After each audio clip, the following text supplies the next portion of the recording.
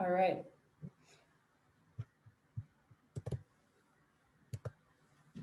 Good morning, everybody. Thank you for joining us.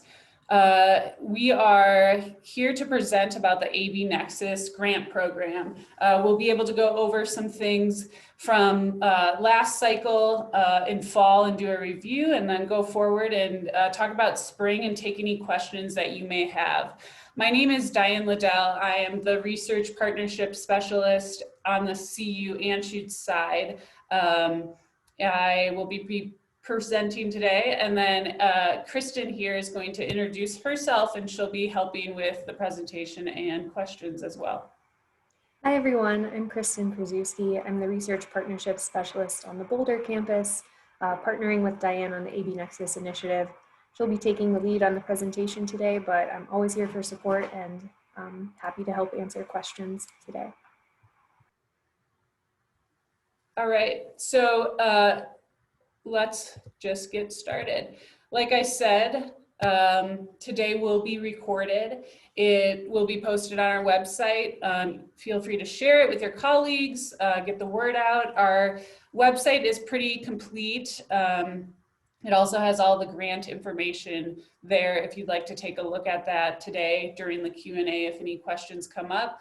Like I said, just use that Q&A box for any questions. We'll likely do all of them at the end. If you have any technical issues, if the chat function is working for you, or reach out to Natasha Palmer. So we're just going to go over the AB Nexus mission quickly. By expanding research collaborations between the University of Anschutz and the Boulder campuses, AB Nexus will generate knowledge that improves human well-being and spurs innovation and economic development. That's our mission statement. We're just, they've tried to do it for years and years, and we're really seeing some growth and excitement around this in the last few years, or the last few year. It's been 1 year, and very excited to see where it goes, and had a very successful fall cycle that we'll share a little bit more about soon. This is our team. The vice chancellors on each campus are leading this initiative. And then, like we introduced ourselves, there's a dedicated research development partnership specialist at each campus. And we're always here for you to reach out if you have any questions via email or whatnot.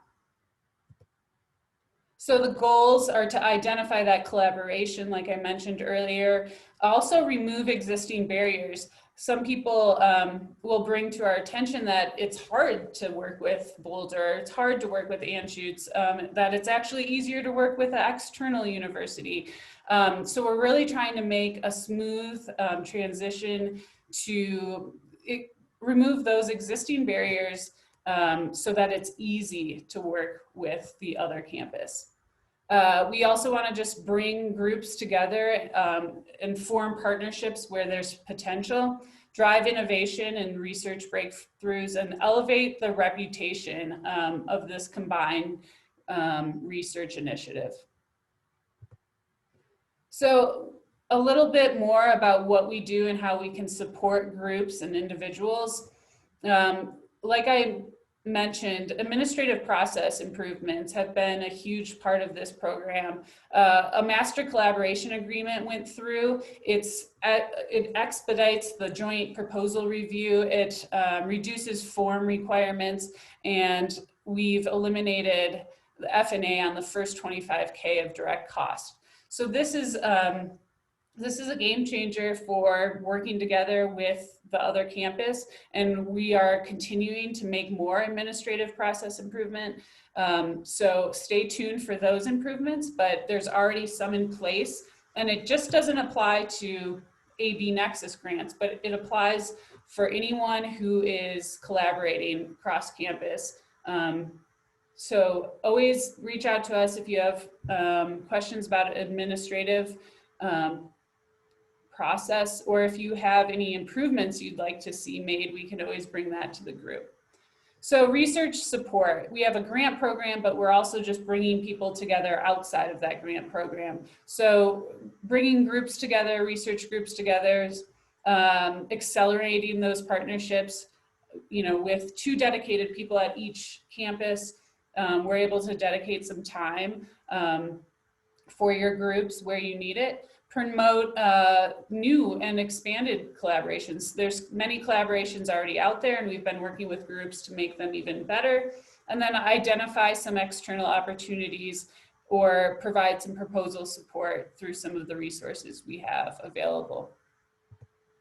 So I know many people are curious about how last fall went, and maybe you saw it in the communications that we posted. But our website outlines a lot of, has all of the winners from the fall, but we just wanted to go over those. There were 3 existing collaborations funded and 5 new collaborations funded at the 50K level. That was out of 74 total proposals. There was even distribution across campuses with the funds as well, as you can see in that lower graph. So, and that kind of naturally happened from what rose to the top. So that was also convenient. We're looking for a nice divide between the campus funds. Non-awarded teams, we also are here to support you. So if you're not one of the AB Nexus grant winners, we hope you are, there is support offered. Like we talked about, we can connect you with proposal development, funding, search trainings, tailored funding, matching, and discuss just needs that you may have that are unique to your group or your project. So there's been 64 external opportunities matched to 38 teams, and that's just been in the last few months of those that did not win an AB Nexus award. So moving on to the AB Nexus grant program for spring 2021. Basic guidelines: if your project, your research is going towards improving human well-being, your idea counts. So a lot of people ask, does my research count, or does my research, is it eligible? And it's very broad. AB Nexus is very broad across the 2 campuses, and it's really human well-being improvement. If it fits in one of the 2 categories below, basic science approaches or a translational approach, that works. And then new for spring 2021, we have the Cancer Center, who is co-sponsoring a award if it fits right with how everything is rated. And the Cancer Center is going to co-sponsorship. So other people, other groups, other departments, if you're interested in co-sponsorship, let us know. But Cancer Center is doing one this spring 2021. And so if you'd like to see more info on that, it's outlined in the grant program on the website. So the award amounts are $50,000 and $125,000, and this runs for a year. New collaboration is you've never worked together, you're coming together, maybe you've known of each other, but you've never, formally done anything. And then existing collaboration is we've known each other, maybe we have some published papers, we've done projects together, and we're more established than maybe a newer collaboration, and we're ready to go to that next level. And if you ever have questions about, am I a new collaboration or existing collaboration, we know it's specific to groups, so we can always talk about that before you submit your NOI. We did want to go over the review criteria.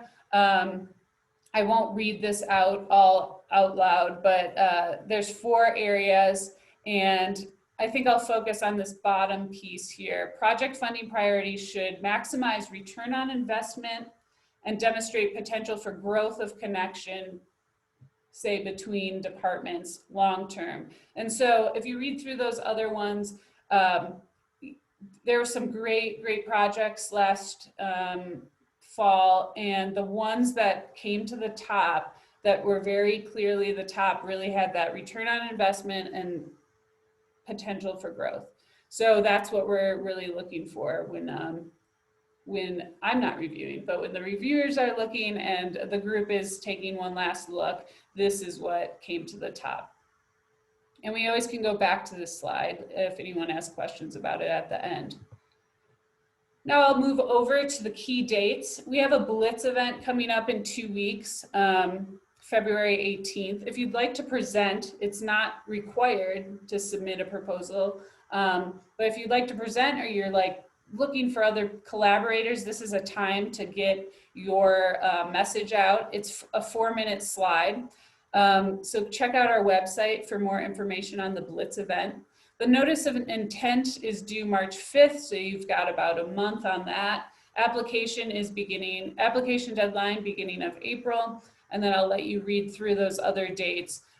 Projects will start June 2021, and the award duration lasts 12 months. And we can always revisit that slide again if people want to take a look at that. So just quickly, AB Nexus support and additional involvement. Yes, there's the grant program, but there's other opportunities. Like I mentioned, we want to improve the administration processes. If you ever want assistance with your groups, but you're not interested in an AB Nexus grant award, that's fine. We can help with those groups. Proposal development services on each campus, we can connect you. If you'd like to volunteer to be a reviewer, we always need reviewers. And like I said, the Blitz is coming up and there's a deadline to register to present on this Friday. So check out our website. All right, so we have thank you for coming and listening to this and learning more about AB Nexus. If you have questions, we can put them in the chat. Otherwise, we have some frequently asked questions that we can go over as well. Thank you. Looks like we have one question in the chat so far, and thanks, Diane, for that presentation. Please, again, feel free to put any other questions in the chat. The first question we have is, are we encouraged to resubmit the last cycle application? We received positive feedback but have not been selected.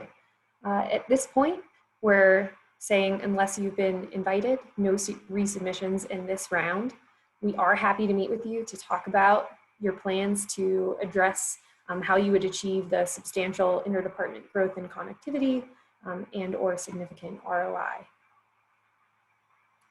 Next question, can you be more specific or provide a concrete example of what return value means?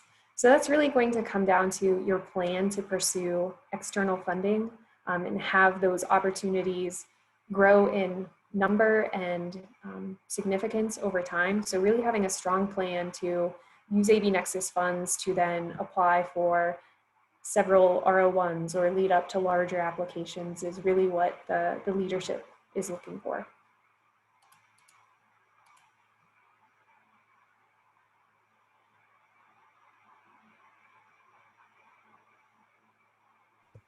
All right, we will leave the chat open. I think we will go over to some frequently asked questions, and that might, if anyone else has any questions, it might be spurred by this slide. So maybe I'll just read through these, and then Kristen, if you want to answer them, and I can chime in too, but does one need to be a full-time faculty to apply? So the guidelines on the Boulder campus are having a 50% appointment. Diane, do you want to speak to the guidelines on the Anschutz campus? Yes, it's similar. I know people have clinical appointments and different appointments, or maybe even a downtown appointment. So very similar, we want at least that 50%, and we can talk about those individually if needed. We have two questions that came up in the chat. Is any preliminary result necessary? So I'm assuming that this is for new collaborations, and no, preliminary results would not be necessary there. Obviously, if you've been working together in an existing collaboration, you probably have some preliminary results. Second question, is it possible for a startup from the community to be involved? So the team has to be comprised of a lead PI and lead co-PI, essentially two co-PIs to have representation, one from each campus.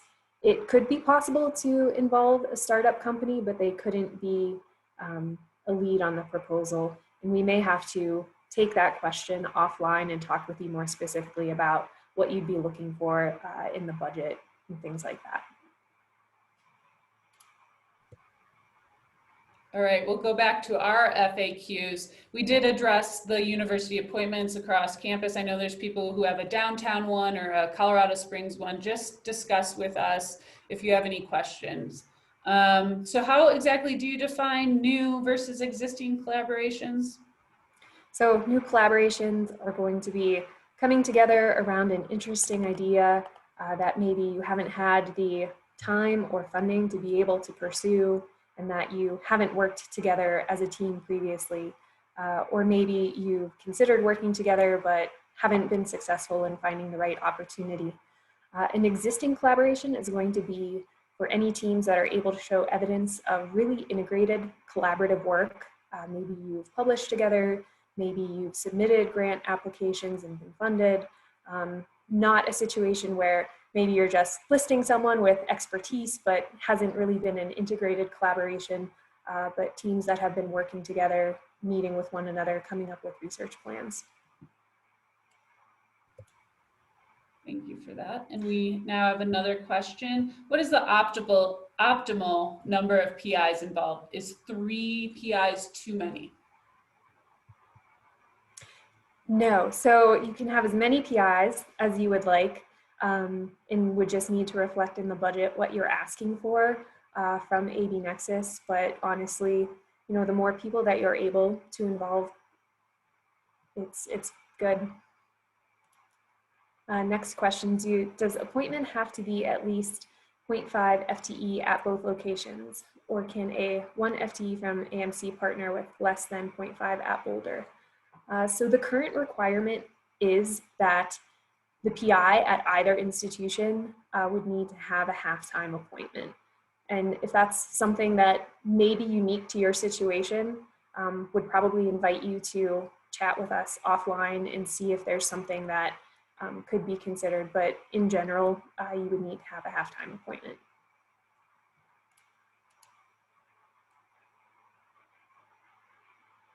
Next question, can a CU Boulder undergrad be a junior investigator? A CU Boulder undergrad certainly can be involved. They wouldn't necessarily be able to be one of the PIs, but salary for student support is welcome to be a part of the budget. Thank you for those questions. Those are great. We will keep it open and we'll go back to our FAQs. How do we know if our subject area or proposal topic will be considered? I can take this one. We get a lot of questions and we just want to reiterate that it's quite open as long as it's improving human well-being and there are goals to, you know, clearly relate to human health well-being. You're good to go. I say go for it. Put in your NOI. We will reach out if you do not qualify, but it is quite open. Then we can move to some of our administrative and budget questions. We're putting our budget together. When does it need to be routed to OGC or OCG? We have 2 names on each campus. The answer, I can answer this one. The answer here is it does not need to be routed through them. If you get awarded, we'll work with you, but anything pre-award, anything before, it does not need to be routed through them. Are there indirect costs or subcontracts we need to consider? Kristen, do you want to take this one? Sure, the answer is no. So you'll submit a budget for the Anschutz portion and the Boulder portion, and then as you're working together, you'll have the full amount of that budget with no indirects taken out and no subcontracts required. We have a question in the chat. Is there any format for an NOI? So there is a link to the NOI submission form. We ask for some basic information about the team and an abstract, and that's really a short paragraph, 3 to 5 sentences about your idea that you'll be submitting so that we can plan for reviewers. Good question. And everything is located on our website. If you have any issues navigating the website or finding any of these links, just please reach out and let us know. Next question here under administrative is, do the funds need to be split equally between campuses? No, so ideally it should be pretty even. I mean, we don't want to see 90% of the funds going to one campus. The budget should really reflect how integrated the collaboration is, that there are funding dollars being spent on each campus, but we don't expect it to be 50-50. So consideration is given to that, but as long as you're showing a truly collaborative research plan, it doesn't have to be 50-50. We have a question in the chat. Are there any requirements for Boulder PIs regarding their area of expertise? More specifically, do all PIs need to be in the sciences, or can a Boulder PI be in the humanities, for example? Yes, you can be in the humanities as long as you're taking a look at the RFP and meeting the objectives of AB Nexus. There's no requirement to be in the sciences. We've had quite a few people from the humanities, I believe, apply. Good question. All right, so the next question here in administrative budget, are we able to have salary support investigators? And what's the difference for support from investigators versus non-investigators? So investigators will be able to claim 2 weeks summer salary on the Boulder campus, or that corresponds to 0.04 FTE on the Anschutz campus. You're of course also happy to add salary for non-investigator, students, postdocs, things like that. And then the last one we have is, if awarded, does each campus get their own part of the budgeted funds? Yes, so each campus will set up a speed type that part of the team will use to bill their expenses and keep track of the project.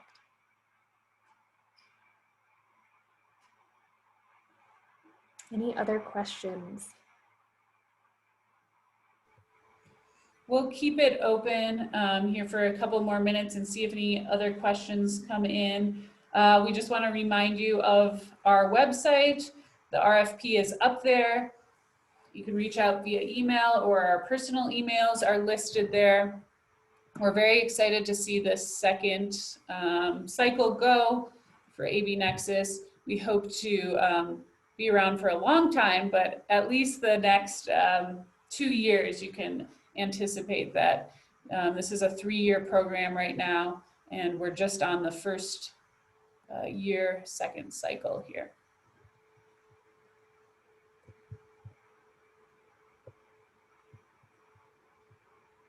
And just a reminder, maybe if you are looking for collaborators or you'd like to share details about your work or your team's work, we'd invite you to participate at the upcoming AB Nexus Research Blitz. The registration to register as a presenter will be this Friday. And we still have several slots open.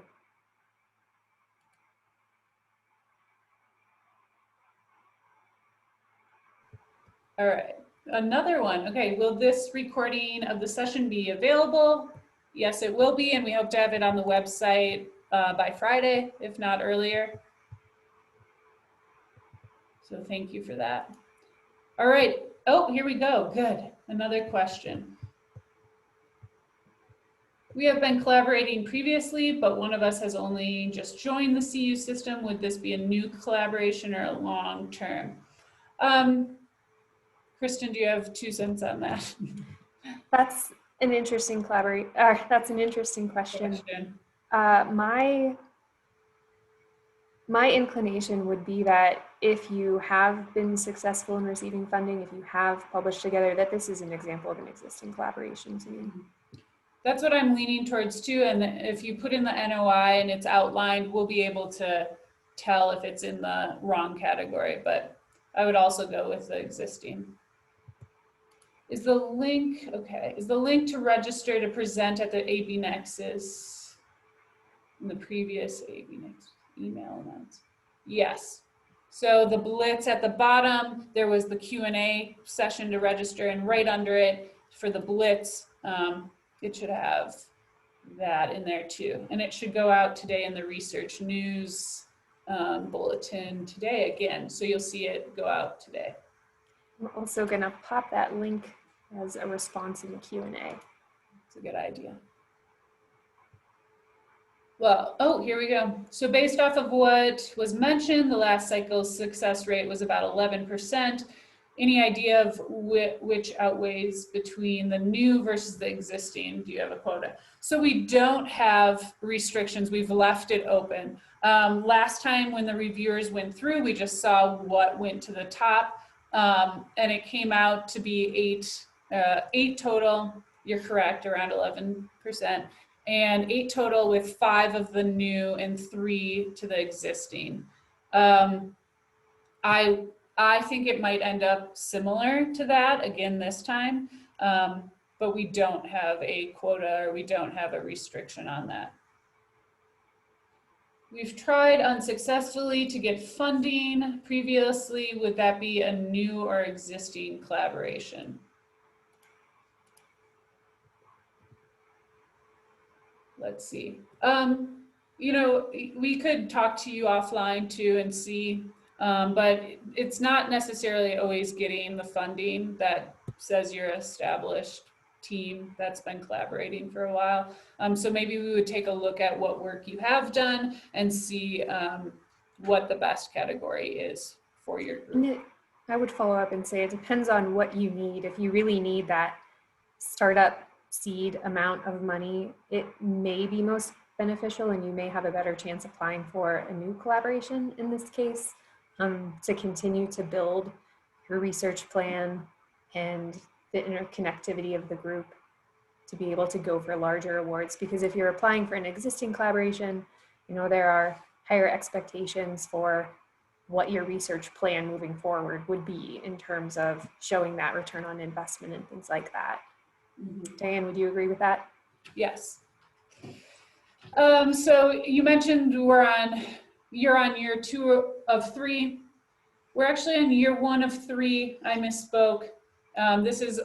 We have 2 cycles per year. So we're on the spring cycle, the second cycle of year 1. So there at least will be 4 more cycles of this. So 6 total cycles. We're on cycle number 2. And then is there only 1 more? Okay, so yes, there'll be 4 more cycles after this one, guaranteed. Are new collaboration awardees encouraged to return as existing collaborations in the future? This is a good question. We talked about this in this program overall, because we're just hitting our first people, the fall ones, those 5 new collaborations. We would hope that they might be in a place to go and apply for new collaborations in a year. It's definitely open to that. There might be external funding that these groups are getting, because that's a big part of the proposal, is to talk about external funding that you're looking at. But we also can be an outlet for those new collaborations to move up to the existing collaborations. Yes.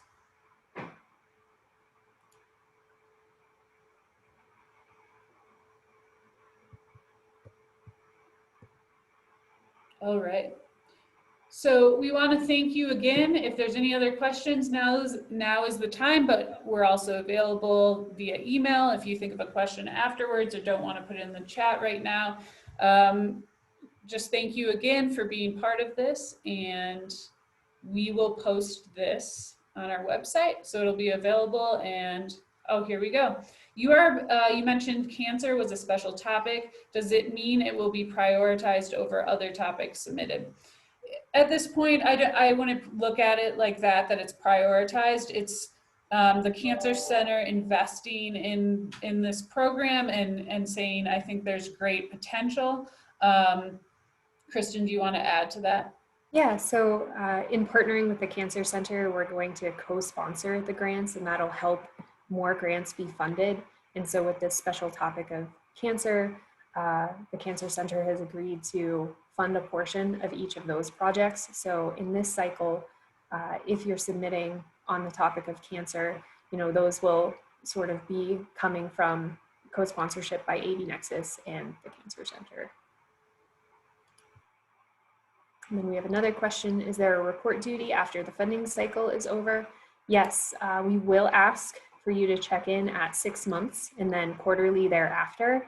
And at that point, you know, we'll also be meeting with you to learn about what you're applying for and how we can help with any of those external applications. The report is meant to be not intensive for the teams. You know, it'll be about a page telling us generally in a paragraph or two, what's the status of your research? Is anything not going according to plan? What are any publications, funding applications, IP, main results that you're seeing come out of the project, and just touch base on how we can continue to help and support you. How many humanities, for example, gender studies faculty from Boulder have been funded? At this point, no one, I believe, from gender studies has applied, so none have been funded. But again, we invite applications from all areas that show a benefit to impacting human health and well-being. Next question, if a researcher proposes an idea built from their previously developed IP, is there a transfer of ownership of that IP throughout the collaboration?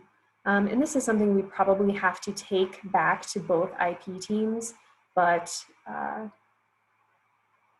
I think that we would have to consult the IP groups on both campuses who we're regularly in touch with to help identify and resolve issues like this.